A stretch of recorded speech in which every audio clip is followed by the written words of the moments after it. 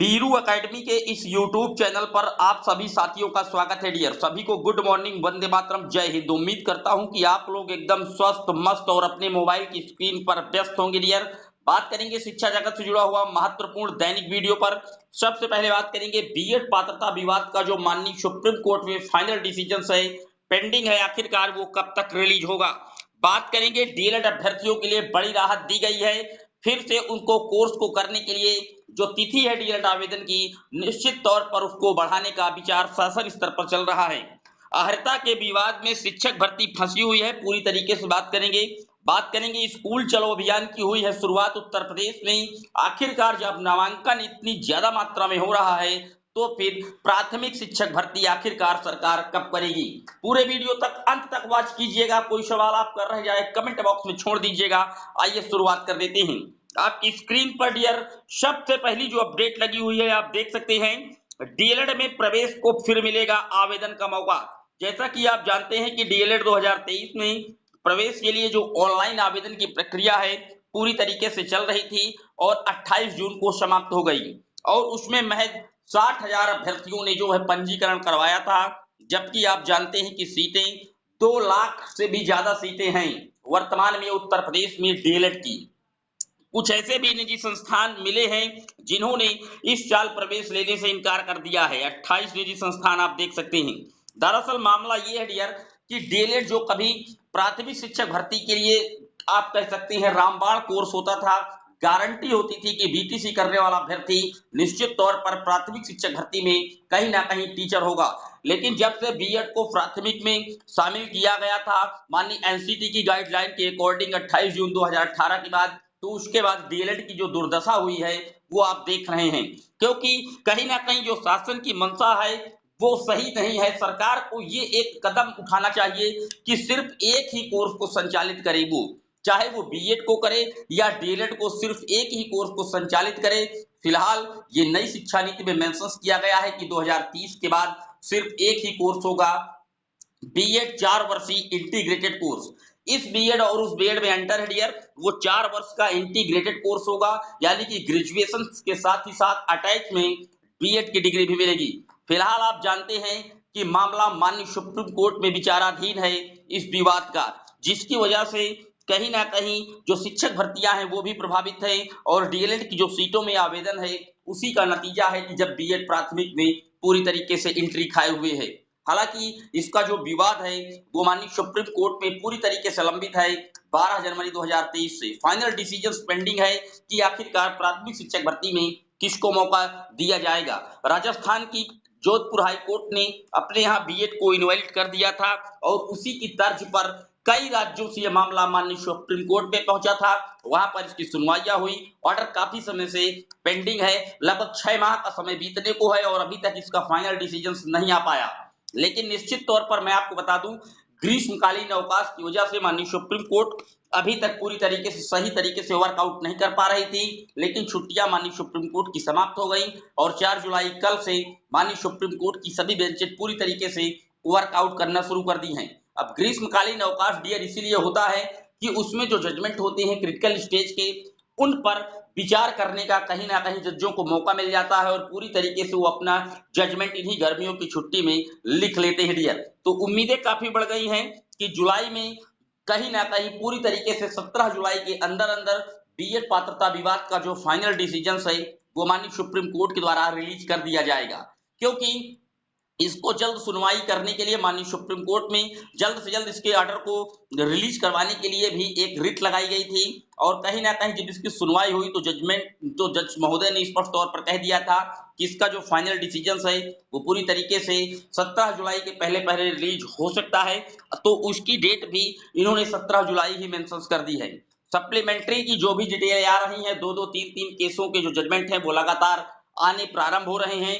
तो निश्चित तौर पर जुलाई में बीएड पात्रता विवाद का जो फाइनल डिसीजन है वो भी आ जाएगा। अगर बीएड के फेवर में आता है तो निश्चित तौर पर जो आप स्क्रीन पर देख सकते हैं डीएलएड की इसी तरीके से दयनीय दशा बनी रहेगी। अगर डीएलएड के फेवर में ये फैसला आता है कि प्राथमिक शिक्षक भर्ती पर केवल 2 वर्षीय पाठ्यक्रम डीएलएड को ही हम वरीयता देंगे तो फिर कहीं ना कहीं जो डीएलएड का क्रेज पूरी तरीके से खत्म होता आपको दिख रहा है। निश्चित तौर पर डीएलएड का जो क्रेज है वो काफी तेजी से बढ़ेगा। अब देखने वाली बात ये होगी कि माननीय सुप्रीम कोर्ट का जजमेंट किसके फेवर में आता है। आप भी अपनी राय मेंशन कर सकते हैं। बात कर लेते हैं अगली अपडेट की डियर।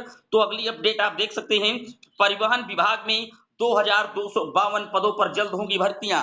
प्रदेश के जो परिवहन राज्य मंत्री हैं दया शंकर सिंह जी ने बताया है कि विभाग में विभिन्न श्रेणियों के 2252 पदों पर जल्द भर्तियां होंगी।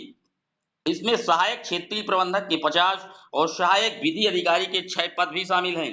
उन्होंने बताया है कि सहायक क्षेत्रीय प्रबंधकों एवं सहायक विधि अधिकारी की भर्ती संविदा के आधार पर होगी। इसकी स्वीकृति भी की जा चुकी है। तो आप देख सकते हैं परिवहन विभाग में जल्द से जल्द एक भर्ती का जो प्लान है वो परिवहन मंत्री जी के द्वारा खुद बताया गया है। तो निश्चित तौर पर आगे आने वाले समय में परिवहन विभाग में एक बड़ी भर्ती आपको देखने को मिलेगी डियर। बात कर लेते हैं अगली अपडेट की। तो अगली अपडेट डियर आप देख सकते हैं, प्रतियोगी छात्रों ने उठाए सवाल, मुख्यमंत्री को किया ट्वीट। अहर्ता का विवाद तो आउटसोर्सिंग से भर्ती कैसे।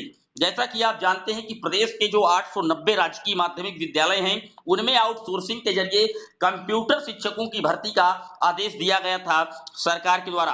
फिलहाल प्रतियोगी छात्रों ने सवाल ये उठा दिए हैं कि जब एलटी ग्रेड शिक्षक भर्ती के पदों पर जो समकक्ष अहर्ता है वही विवाद नहीं समाप्त हो पा रहा है, तो आखिरकार ये भर्तियां आप कैसे कर ले जाएंगे। निश्चित तौर पर काफी बड़ा सवाल है प्रतियोगी छात्रों का कि जब तक आप एलिजिबिलिटी का क्राइटेरिया ही निश्चित नहीं कर पा रहे हैं तो फिर आप ये कंप्यूटर टीचर की भर्ती आउटसोर्सिंग के माध्यम से कैसे कर ले जाएंगे।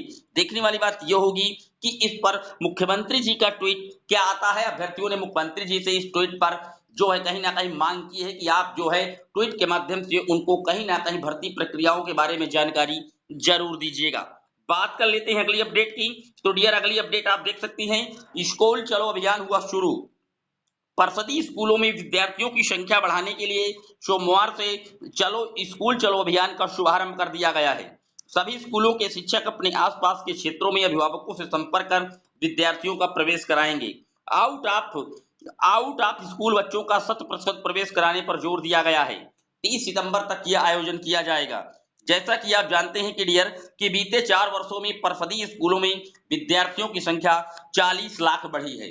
ये खुद मैं नहीं जबकि आपकी स्क्रीन पर स्कूली शिक्षा विजय किरण आनंद जी बता रहे हैं, ये लिखा हुआ है 40 लाख। अब कुल विद्यार्थियों की संख्या 1.91 करोड़ पहुंच गई है। तो आप देख सकते हैं लगभग 2 करोड़ के आसपास इस समय प्रदेश के परिषदीय विद्यालयों में जो शिक्षा है वो ग्रहण कर रहे हैं नौनिहाल।